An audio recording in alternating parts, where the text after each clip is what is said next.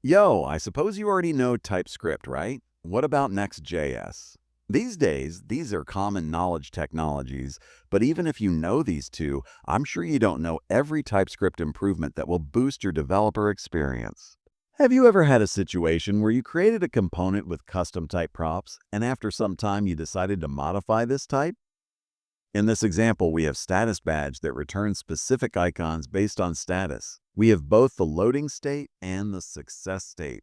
But what if we modify the status type to handle the error status? Well, nothing renders because we specified that only these two are handled. That may lead to frustrating issues without us even knowing. So to fix that, we need to specify the exhaustive check for our status with the never type because we didn't specify a fallback for error status. TypeScript is giving us an error. Then we just need to add the error status fallback and everything will be fine. Next one may be common for you, but it's true that most of the developers are missing it.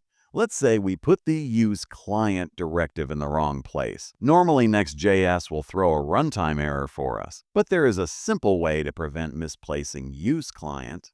Simply press Ctrl-Shift-P on your keyboard, then search for Select TypeScript Version and select the version from the workspace. Now the VS Code is telling us that the use client directive must be at the top of the file. But that's only the beginning. Using the workspace TypeScript version, now we have other checks, like when using React client hooks in the server components, which is obviously not possible, or Next.js options like revalidate or dynamic to specify page caching strategy. Lastly, when fetching from an external API, the common issue we can target is not having type safety for what the API returns to us.